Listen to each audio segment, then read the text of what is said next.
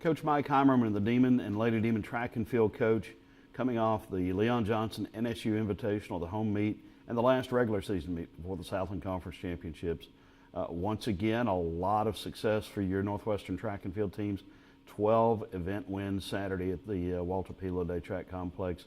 Let's break it down by position grouping, but first, overall, you got to feel pretty good about what you saw Saturday. Yes, indeed. You know, we had a team meeting yesterday, and I told the group that I was very proud of them on how they came out there and they handled everything. You know, the conditions early in the morning weren't great, and we had the weather delay, but then it stopped. The weather broke for us.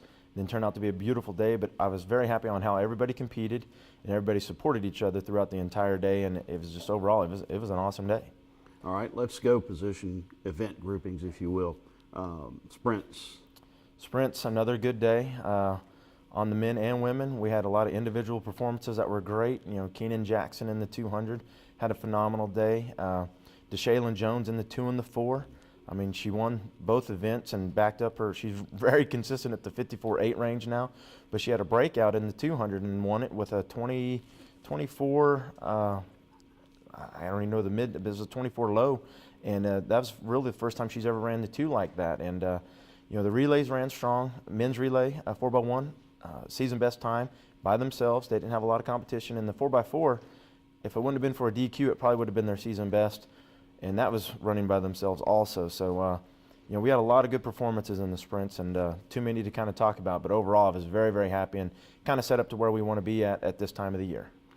Jumps are also a strength for your team. Well, jumps is probably one of our biggest strengths for both men and women. And, you know, those guys just they come in and they do what they do. You know, Emmanuel came in. He didn't have a great day in the long jump because he fouled out. But we only took 3 jumps because we wanted to try to focus on the triple. But his long jumps, he had a couple fouls that might have been close to breaking the school record. So, you know, we got to get those where we can measure him. But, you know, he's clicking right where we need him going. And triple, it just ended up to be too long of a day. It's with a couple of the delays that we had to do for the timing service that it was just too late, and it was just too long of a day out there in the heat, which was probably our warmest day of the year.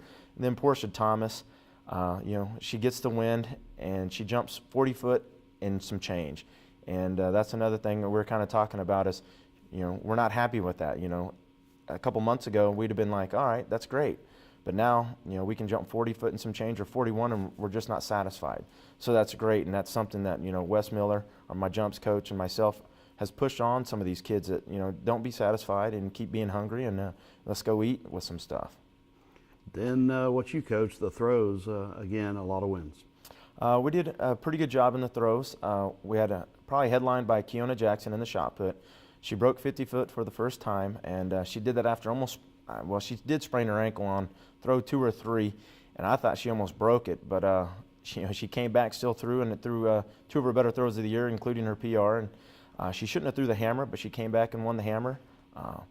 And it was just, you know, it was a good day, a good gritty day for her. And you know, then we talked about Rochelle Bessard. Wasn't a great day for Rochelle. Discus, she won, but it was a subpar performance, and that was another thing along the lines of Portia. You know, it's still probably one of the best throws in conference what she won with on Saturday, but it's just not what we want. It's not what we expect, and you know, it's good to see that some of these kids are upset with good performances because they know that they can do a lot better. So it's a good thing to see some of these kids wanting more. So it's just a good feeling that they're not satisfied with what they do. Your 1-2-3 finish in the women's javelin, a little surprising because of the PR of your freshman. Yeah, Kelsey Frank.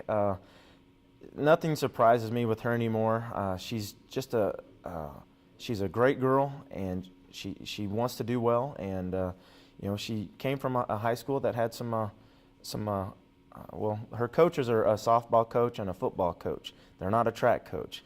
They're both alumni from here, from Northwestern. And they said, Coach, if you get her, she'll be a great thrower. And I saw some things in her, and man, she's going to be one of the best throwers that's ever walked through here in the javelin by the end of her career. But yeah, it's really, really fun right now because we have 3 of the best in the country. They're both, I mean, all 3 of them are ranked in the top 35 or 40 in the country. So it's pretty fun, you know, with a senior, a junior, and a freshman. And you know, they're all throwing well. they're all one or two things away from being really, really good. So that's another thing that, they're not quite happy with what they've done. Again, it's kind of good. We watched film yesterday, and they're like, man, if I'd have done this, that's 5 to 10 more feet, or even 15 feet. And that's a good thing that we can hopefully correct before conference and, get some bigger throws. All right, before conference, that's your next meet, not this weekend, but next down in Hammond. What happens between now and then? Well, with finals coming up, we have some rest, recovery.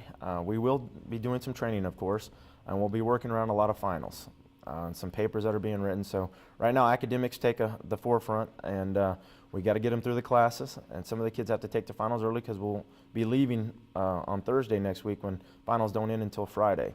So some of the kids will have to go and get their teachers or their professors to get the finals early, but that's our main focus right now is getting some nicks and bruises healed up and get us 100% healthy and get through school to where they're not stressing over their grades. They might still be stressing over their grades because grades won't be posted until Monday when we get back, but as long as they get the finals taken care of, basically the hay's in the barn and we're ready to roll. How optimistic are you about conference? Conference, the women, right now, if you were to score it off of the ranking sheet, women are sitting third, and it's a battle for the top three. Sam Houston and Stephen F. Austin are the top two schools, and we're number 3, and then after that, it takes a big fall off. Where we're actually doubling up the 4th place finisher right now. So there's 3 schools that are a lot of points, and it'd be nice to get back up into a number 2 spot. I don't know if we're gonna have enough for the winning to win a conference title, but we're up there battling, and that's all I can ask for. And if we can go in there and do that, I'll be happy because we lose 2 of the young ladies that were on the team. So to bring basically everybody back for next year with the additions that we're bringing in, will be fun. It'll be a great team next year. Men, we're battling for a top 5 spot, 4th, 5th position. Again, we redshirted some kids for this year that could be scoring, and that would probably put us up in the top 3 pretty easy. But it's something we're kind of setting up for next year with our additions. We're going to be a really, really fun team to watch next year. Sounds fun. All right. Thanks, Coach. Thank you.